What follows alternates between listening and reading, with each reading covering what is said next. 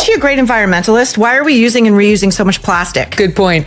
Then she gives us the ineffable tip that when you tie a knot, always be sure you put a... OMG. So like the second part of Meghan's With Love thing with Chrissy Teigen totally turned into a disaster on live TV. People thought they were going to see sweet vibes and some cooking magic. But instead, it was just weird chats, bad food, and such a fake vibe in the kitchen. And then Maureen Callahan went off on her, right there on live TV, dragging her so hard. And girl, that moment showed Meghan in her lowest ever. I love to send all my guests home with stuff. You always go home with stuff. He says, listen, I live in New York City. I don't have counter space in my kitchen. Right. She doesn't know that. She's like a normal never person. Pretzels. Peanut butter pretzels. And decanting them into another. Like the whole thing just showed, Meghan has no real love for cooking or the people watching. And right away, her image got hit because everyone said she looked fake and not professional. And even in that fancy kitchen with Chrissy Teigen, they just could not vibe together. And then Daniel does show up. Poor Daniel. Poor Daniel. And she doesn't know if he likes lifelong friend of decades, the before, during, and after, as she says, right? Mm-hmm. Doesn't know if he likes tomatoes. Right. Doesn't know that he's left-handed. He's her makeup artist. The intros felt rushed. The laughs were awkward, and there was no real talk. Chrissy, who knows live TV so well, was trying so hard to cover the silence, while Meghan stood stiff with a fake smile, like she only cared about looking good on camera and not about the people watching. And it all felt cold, like two strangers pretending to be besties when they barely even knew each other. And the weird vibe on screen was way too obvious. By the way, not for nothing, I have seen people online, there are her defenders, whether they are paid bots, I don't know, but people saying, why can't you just leave her alone? She's just trying to make an entertaining cooking show, whatever. To which I say, it totally dragged the whole segment down, because cooking shows need that fun bond and easy laughs while sharing stories in the kitchen. But here, every chat felt fake, like a deal being made. Chrissy would joke, and Meghan always answered a little too late, and what she said never even matched the mood. Talk to me. Okay, so, I think what we just saw was a carbon copy of season 1, which critically was absolutely destroyed, JK. And we knew that this would likely be the case because they filmed this back to back with season 1. Meghan tried to tell a story, but it felt fake, and the vibe stayed flat. Fans online said Chrissy was real, but Meghan looked stiff. And when it came to cooking, even simple things like cutting onions showed she was not comfortable at all. Harry and Meghan, one of the last times we actually saw them together, they were in New York campaigning against cyberbullying online. They're campaigning for children and against bullies on the internet. Chrissy Teigen told a teenage girl on Twitter. Meghan cut clumsy, kept looking for help, and even messed up basic cooking words, while Chrissy had to step in. And instead of leading with confidence, she looked lost, which killed the whole cultural food idea. Did you see Jamie Kern Lima? Her podcasting friend is appearing in season 2, so we're gonna get more of the moans and the yes. I want to play it again, Ryan. I don't care. Ladies and gentlemen, this is the Meghan's latest Netflix trailer. Meghan tried to show a Nigerian-inspired dish to look deep and cultural, but it felt shallow and basic, like she just Googled a few lines. She said stuff about flavors, bringing people together, but gave no real details. And Nigerian viewers quickly called her out for using wrong ingredients, skipping important steps, and making it look more like a staged photo moment than real respect for the food. See, when I hear season 2, season 1 was about fruit. This is even, have an eagle-eyed look for the phallic symbol on the pottery wheel. Everyone should just pick, we've got past the phallic symbol of the penis with it. What was the thing that he said everybody should have one at home? People online wasted no time dragging the whole thing. They called it shallow fake and even cultural appropriation, saying Meghan only used Nigerian food as a prop to push her own image. And instead of looking like someone connecting cultures, she came off distant and out of touch. And just when it looked bad enough, Maureen Callahan jumped in on live TV and totally tore it apart. She didn't just say it was bad, she explained every single thing wrong with it, step by step, pointing out how Meghan and Chrissy had zero natural bond, showing clips where Meghan avoided eye contact, or gave weird replies, and then replaying all those cringy kitchen moments where Meghan fumbled with tools and couldn't even handle the easy stuff. And honestly, that takedown sealed the fate of the episode. Seemed like it was a meat display. Now, that was Chef Jose Andres, who defended Meghan Markle after she was accused of being a disaster tourist when she was walking through the Palisades fire. He also does a lot of work with Martha Stewart and has had to sit there and bite his tongue when Martha's asked about Meghan Markle. Callahan didn't hold back at all. She said the cultural part of the show was basically a guide on how not to handle heritage food. She pointed out how Meghan gave zero depth in her words, used random ingredients just for show, and skipped over all the rich history and cultural meaning that could have made the dish real and powerful. People who already felt off about the episode suddenly felt validated.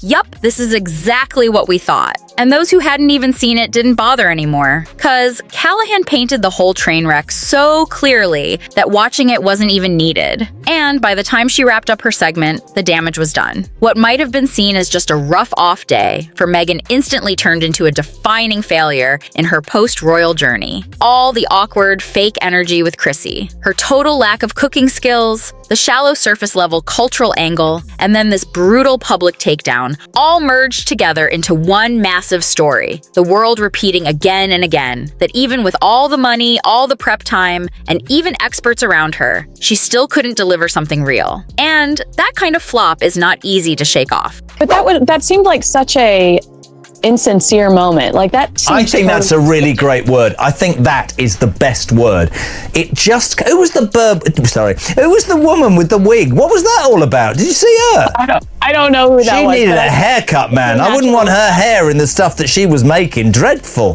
Meghan could not even meet the most simple expectations of a cooking show. And for people who already disliked her, this moment was like solid proof that everything about her perfect image is only surface. And when it comes to real-life pressure, she just cannot keep up what started as just one bad episode, quickly turned into something much bigger. The show was the spark, but the reaction after felt like a full firestorm, because social media exploded within minutes. And instead of kind words or support, the internet was flooded with mocking comments and brutal jokes. Clips from the episode spread like wildfire, all chopped up with sarcastic captions and funny edits. People made it go viral faster than Netflix could even upload the official promo, and then the hashtag started blowing up. Cooking catastrophe with love, without skill, and not my kitchen. They all trended at once. And the wild part was, it wasn't only her usual critics, even casual viewers who expected something light and fun, jumped in to drag the whole thing, turning her show into one of the biggest online roast sessions she has faced. I think that was her natural hair. But what I will say is that was one of the biggest complaints from season one,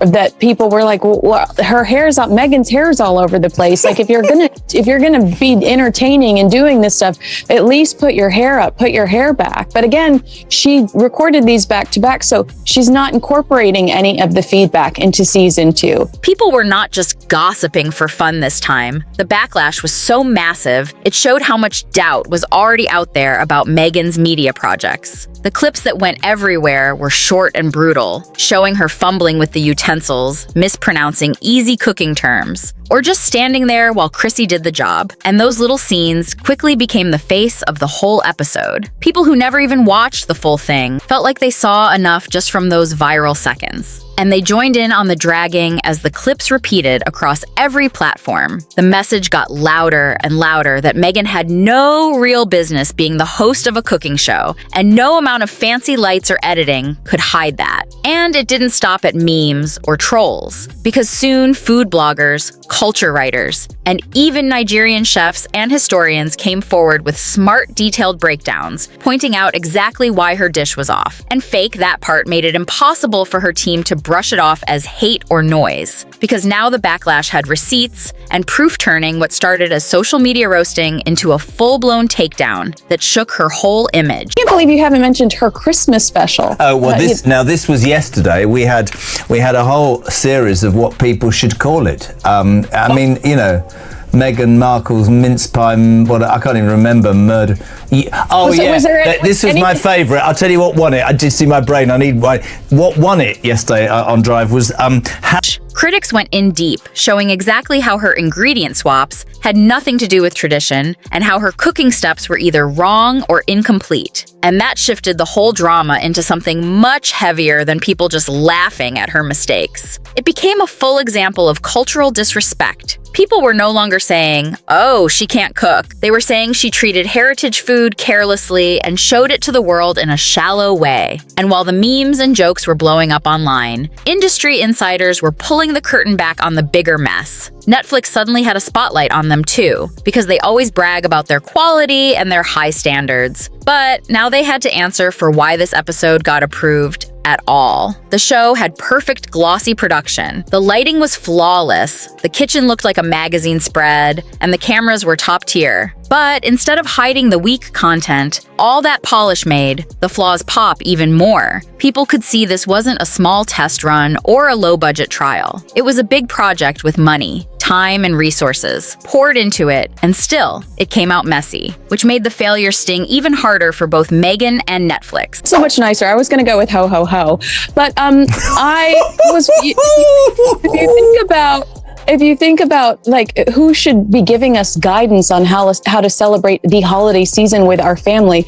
Everyone was so sure that with the mountain of money Netflix had thrown at this project, the perfectly polished studio, the glamorous kitchen set that looked like something from a lifestyle magazine, and the crystal clear camera work that made every frame sparkle, this show would be untouchable. But instead, it went down as one of the most talked about failures. And soon the insider chatter began spreading that Netflix bosses already knew the episode was weak. They had reportedly watched the early cuts, seen how flat it was, and realized it didn't deliver, but still decided to roll it out anyway, counting on Meghan's name to hook viewers, even if the quality wasn't there. And in the beginning, that gamble seemed to pay off, because curiosity had people clicking like crazy. In the first 2 days, streaming numbers were huge, but that type of hype is like fire. It burns fast and then disappears. And once the glow faded, people started seeing the cracks everywhere. Analysts and industry experts began warning that when platforms keep doing this, pushing out glossy projects that don't have substance, they destroy the trust audiences have. And trust is the one thing that keeps people loyal. One expert even said you can only use a celebrity's name as bait for so long before people get fed up. Because sure, they will click once or twice out of curiosity. But when it keeps falling flat, they walk away and they don't come back. What made this sting even more is that not only her critics, but also casual viewers who just wanted light entertainment left feeling tricked, like they were promised something exciting, but got served emptiness instead. And that raised an even scarier question for Netflix, whether the company cares more about flashing famous names and selling hype than actually creating shows that have value and meaning. And when that doubt takes root, it spreads far beyond one bad episode. It lingers, it grows, it makes audiences hesitate before trusting the next big project. And that kind of long-lasting damage can do more harm to Netflix's reputation than any short burst of views ever helps. If you enjoyed all this tea and want more juicy updates before anyone else, make sure to subscribe to the channel and hit the bell icon, because the Critical Talker is always here to spill the gossip no one else tells in this much detail.